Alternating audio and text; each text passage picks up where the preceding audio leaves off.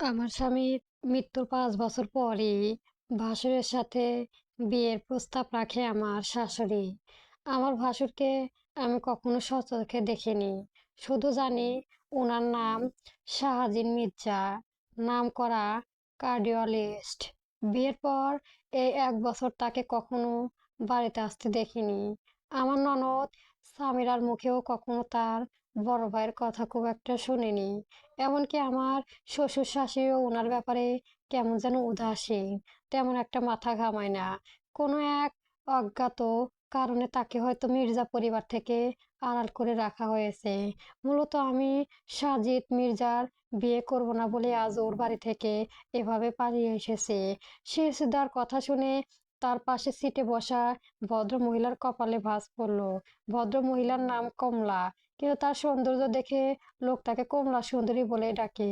তিনি একটু নড়েচড়ে বসলেন, চিন্তা গলায় শুধালেন, কিন্তু তোমার শাশুড়ি হঠাৎ এমন কেন করলেন? এত বড় একজন নামকরা ডক্টরের জন্য কি দেশে মেয়ের অভাব পড়েছে? তিনি চাইলে কোনো প্রতিষ্ঠিত মেয়ের সাথে ছেলে বিয়ে দিতে পারেন, তবুও কেন তিনি নিজের ছেলের জন্য একজন বিধবা মেয়েকে বেছে নিলেন? সিজদা প্ল্যান হাসি বললেন, সেটাই তো রহস্য। এই পুরো ব্যাপারটা আমার কাছে কেমন যেন একটা গম্ভীর ষড়যন্ত্র বলে মনে হচ্ছে। সবকিছু মন দিয়ে শোনার পর ভদ্রমহিলা সিজদার মাথা আলতো। পাগলি মেয়ে, সামান্য কারণে কেউ সহজ ছাড়ে নাকি?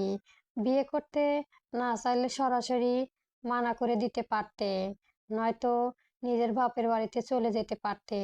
এভাবে মাঝ রাতে ঘর ছেড়ে পালিয়ে আসা কি দরকার ছিল? কমলা সুন্দরের কথা শুনে সিজদার মুখটা এক লহমায় নিকষ কালো আধারে ঢোক গেলে সে মাথা নিচু করে ভাঙা গলায় বলল, একটা প্রবাদ প্রবাদ আছে না, অভাগা যেদিকে চায় সাগর শুকিয়ে যায়। আমি হলাম সেই অভাগা, যে কিনা জন্মের পর থেকেই তার বাবা মাকে দেখেনি। তারা দেখতে কেমন, কি তাদের পরিচয়, তা কিছুই আমি জানি না। ছোটবেলা থেকে একটা আশ্রয় বাড়িতে বড় হয়েছে। পরে এক দম্পতি আমাকে নিজেদের বাড়িতে নিয়ে আসে, কিন্তু সেখানে গিয়ে বুঝলাম তারা কোনো সন্তান স্নেহ আমাকে নেয়নি। নিয়েছিল ঘরের সব কাজ করানোর জন্যই। তিনি রাত পরশুর মতো খাটাতে হতো সেখানে। আজ যদি আমি আবার তাদের কাছে ফিরে যাই, তারা আমার জীবনটা নরক করে বানিয়ে ছাড়বে। সাইফানের সাথে বিয়ের আগে ওই বাড়ির মালিক একটা ২ বাচ্চার বাপের সাথে আমার বিয়ে ঠিক করেছিল। বাচ্চা নিয়ে আমার কোনো সমস্যা ছিল না, সমস্যা ছিল লোকটার চরিত্রে। লোকটার চরিত্র খারাপ জেনেও বাড়ির মালিক তারা তার সাথে আমার বিয়ে দেওয়ার জন্য উঠে পড়ে লেগেছিল, কারণ লোকটা আমাকে নেওয়ার বদলে তাদের অনেক টাকা দিতে চেয়েছিল। আজ যদি আমি আবার সেই নরকে পা বাড়াই, তবে তারা সুযোগ পেলেই জোর করে আমাকে ওই চরিত্রহীন লোকটার সাথে বিয়ে দিয়ে দেবে। শেষদার কথাগুলো শুনে কমলা সুন্দরীর চোখ জোড়া সরল হয়ে উঠল। তিনি একটা দীর্ঘশ্বাস ফেলে শেষদার হাত দুটো নিজের হাতে মুঠোয় নিল। নরম গলায় বললেন, ও, ওই নরকে তোমাকে আর ফিরে যেতে হবে না। ভাগ্যিস তুমি পালিয়ে এসেছো। শোনো মেয়ে, দুনিয়াতে সবাই খারাপ না, তোমার মতো আমারও কেউ নেই। আমি ঢাকা শহরে একটা বড় হাসপাতালে নার্সিং হোস্টেলের দায়িত্ব আছি। তুমি যদি চাও আমার সাথে চলো। তোমার মতো লক্ষ্মী মেয়ে একটা থাকার জায়গা আর সম্মানজনক কাজের ব্যবস্থা আমি ঠিকই করে দিতে পারবো। নিজের পায়ে দাঁড়াতে পারবে, মাথা উঁচু করে বাঁচবে, অন্তত কোনো পেশার তোমাকে আর ছোঁয়ার সাহস পাবে না। কমলা সুন্দর এই অপ্রত্যাশিত আশ্বাস যেন তপ্তর মরুভূমি এক চিলেতে শীতল বৃষ্টির মতো শোনালো সিজদার কানে। আশ্রয়হীন দিশেহারা এক মেয়ের জন্য এর চেয়েও বড় পরম পাওয়ার কি বা হতে পারে? সিজদা কান্না ভেজা মলিন চোখ মুখ হঠাৎ করে এক অদ্ভুত খুশিতে ঝলমল করে উঠল। তার বুকের ভেতর চেপে থাকা ভয়টা এক নিমিষেই উপকূলের মতো উড়ে গেল। সে পরম কৃতজ্ঞতা কমলা সুন্দরীর হাত দুটো আরো শক্ত করে চেপে ধরল। গদগদ গলায় বলল, সত্যি বলেছেন খালাম্মা, আপনি আমাকে আপনার সাথে নিয়ে যাবেন। আমি আপনার সাথে যেতে এক পায়ে রাজি। আমি রান্না বান্না, ঘরদোর পরিষ্কার করা থেকে শুরু করে সব কাজ পারি। আপনি যা বলবেন আমি তাই করব। কমলা সুন্দরী পরম মমতায় সিজদার মাথায় হাত বুলিয়ে দিলেন। দরাজ গলায় বললেন, পাগলি মেয়ে, কাজ নিয়ে তোকে ভাবতে হবে না। তুই আগে আমার সাথে চল, একটু জিরিয়ে নে, তারপর দেখবি সব ঠিক হয়ে যাবে। সিজদার সম্মতি সূচক মাথা নেড়ে স্বস্তির নিঃশ্বাস ফেলল। ট্রেন থেকে নেমে সারা রাত দিন কমলা সুন্দরীর সাথে কেটে গেল সিজদা। ঢাকা শহরের ব্যস্ততার চেনা কোলাহলে সে নিজেকে কেমন যেন হারিয়ে ফেলেছিল। অবশেষে যখন তারা তাদের গন্তব্যে পৌঁছালো, তখন চারপাশ জুড়ে সন্ধ্যায় আবছা অন্ধকার নেমে এসেছে। কমলা সুন্দরী সিজদাকে নিয়ে একটা বিশাল জমকালো বাড়ির সামনে এসে দাঁড়ালো। বাইরে থেকে বাড়িটাকে আর 10টা সাধারণ অভিজাত বাড়ির মতোই মনে হচ্ছিল, কিন্তু ভেতরে ভারী দরজা পেরিয়ে তা পা রাখতে শিরজার চোখ দুটো বিস্ময় চরগাছা হয়ে গেল। তার মনে হলো সে যেন ভুল করে কোনো রাজপ্রাসাদে ঝুঁকে পড়েছে। সে মনোমুগ্ধর মতো হেঁটে হেঁটে পুরো বাড়িটা খুঁজে দেখতে লাগলো। আকস্মাতায় সে আবিষ্কার করলো এই রাজপ্রাসাদে তার মতোই আরো অনেক মেয়ে ঘুরে বেড়াচ্ছে।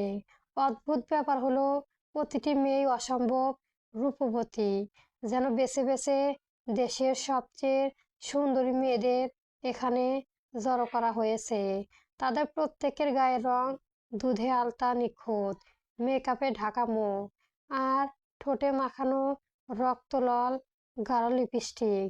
প্রথম দেখায় যেন কারো চোখ ধাঁধিয়ে যাওয়ার মতো আকর্ষণীয় তাদের রূপ। প্রথম দেখায় যেন কারো চোখ ধাঁধিয়ে যাওয়ার মতো আকর্ষণীয় তাদের রূপ, কিন্তু তাদের পোশাকের দিকে চোখ পড়তেই সিজদা লজ্জায় আর অস্বস্তির ঝটফট করে চোখ সরিয়ে নিল। মেয়েগুলো পরনে জাঁকজমকপূর্ণ শাড়ি থাকলেও তার অশালীনতা সমস্ত সীমা পার করে গেছে। ব্লাউজের গলা এতটাই বড় যে তাদের বুকের অর্ধেকটাই উন্মুক্ত হয়ে আছে। পিঠের কাপড় বলতে গেলে নেই, পুরো পিঠটায় আগলা হয়ে আছে। শাড়ির আঁচল এমন ভাবে জড়ানো যে মেহনি, নাভি আর কোমরের অংশটুকু পুরোপুরি উন্মুক্ত। তাদের বসার ভঙ্গি, হাসির শব্দ আর একে অপরের সাথে ইশারা ইঙ্গিতের মধ্যে এক চরম অশালীনতা মিশে আছে। সিজদার গ্রামে সহজ সরল মেয়ে হলেও তা বুঝতে বাকি রইল না যে এই সাজ কোনো ভদ্র বাড়ির মেয়েদের সাজ নয়।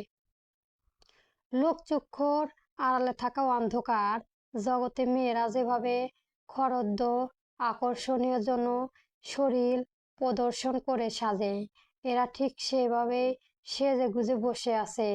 নিজের আসন্ন বিপদে পেয়ে সিজদা পালাতে চাইল, কিন্তু পালাতে পারল না। প্রধান ফটকের দিকে পা বাড়াতেই দুটো মেয়ে এসে তার পথ রোধ করলো।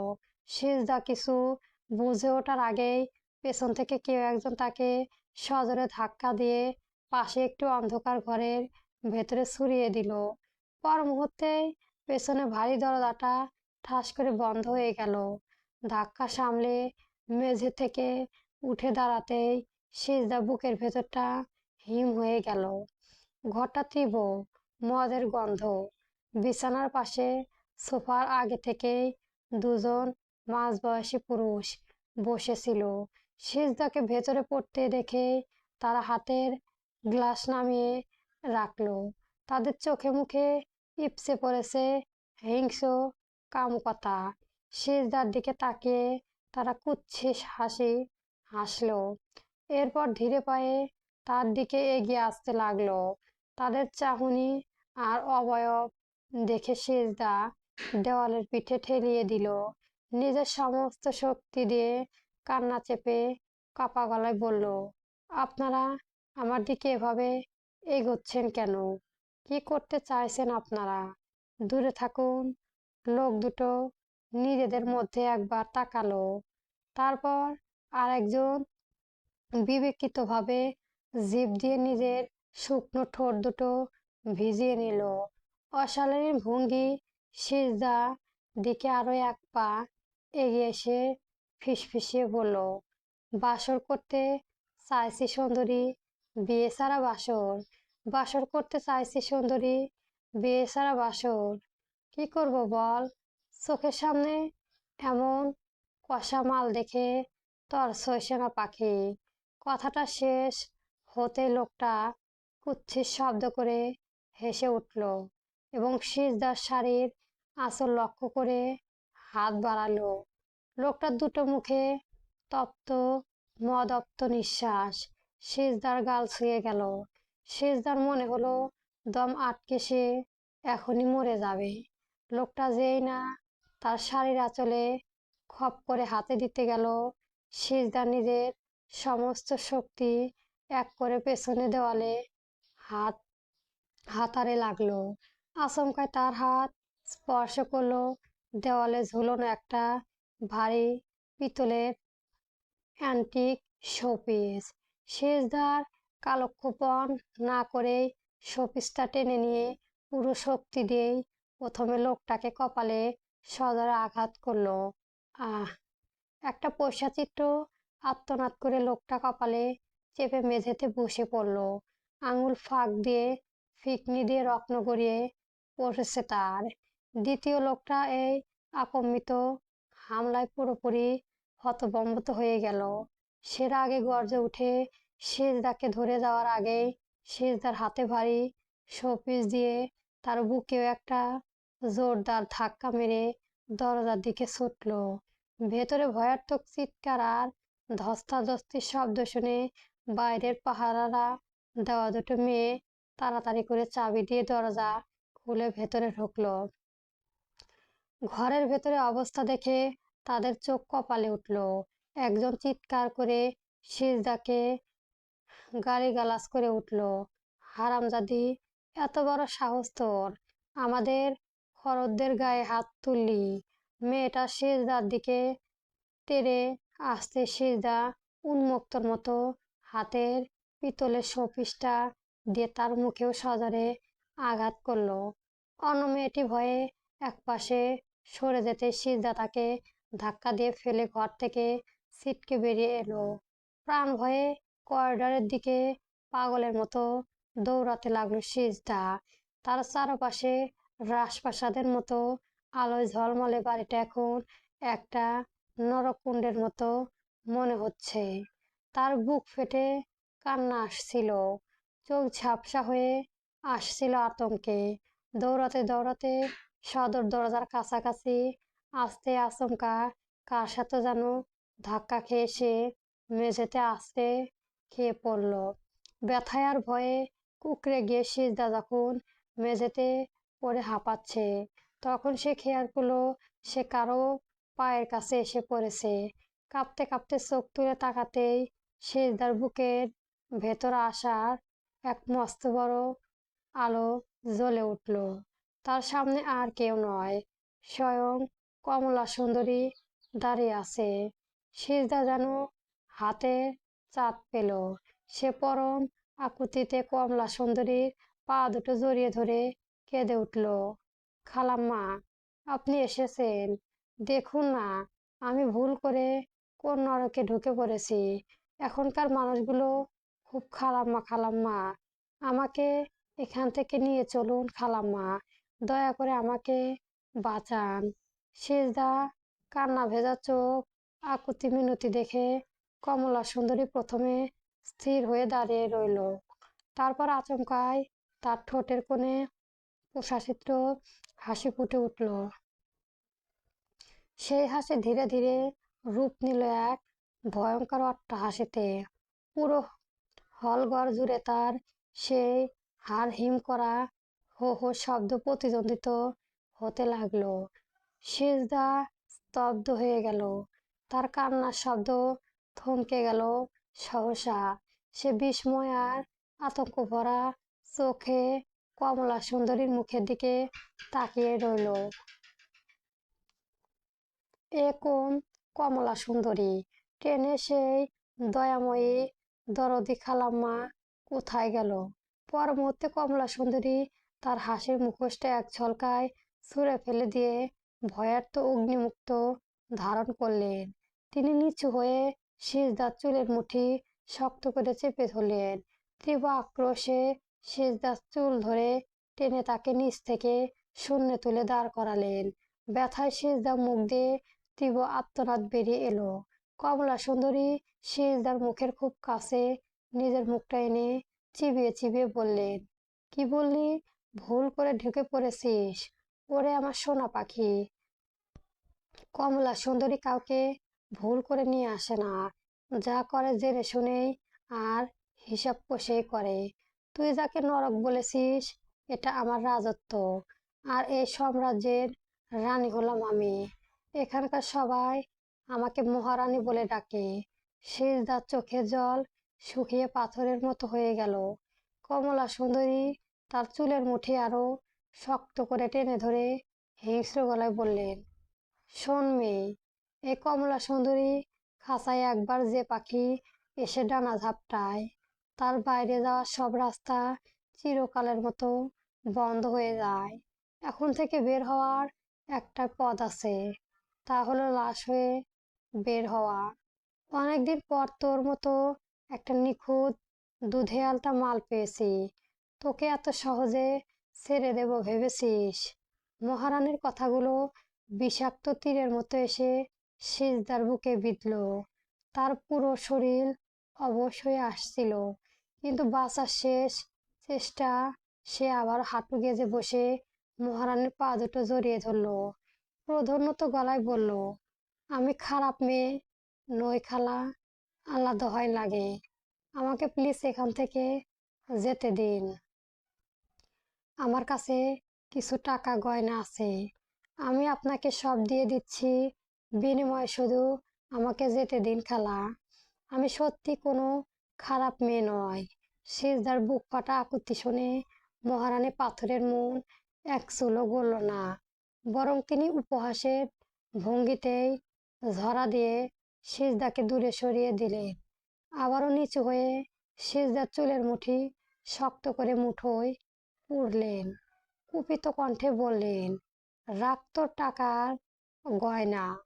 এই মহারানী টাকার অভাব পড়েছে ভেবেছিস? আমার টাকা লাগবে না, লাগবে খোদ তোকে। তোর এই কাঁচা চামড়ার দাম বাজারে কত তা তো তুই জানিস না। কথাটা শেষ করে মহারানী তার পাশেই দাঁড়িয়ে থাকা মেয়ে দিকে ইশারা করলেন। চোখ দুটো বড় বড় করে হুকুমের সুরেই বললেন, ওই ঝুমা, যা একে নিয়ে যা, ভেতরে ঘরে নিয়ে গিয়ে একদম সুন্দর করে সাজিয়ে রেডি কর। আজ রাতে বড় বড় নামি দামি সাহেবরা আসবে এখানে। এই খাসা মালটাকে একদম খাসা করে সাজিয়ে দে, যেন এক দেখাতেই সাহেবদের চোখ চরগাছা হয়ে যায়।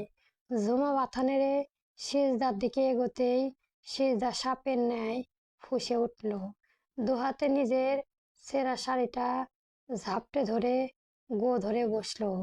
তীব্র ঘৃণায় আর ক্ষোভে চিৎকার করে বলল, আমার প্রাণ থাকতেও আমি কখনোই এমন বিশ্রী সাজবো না।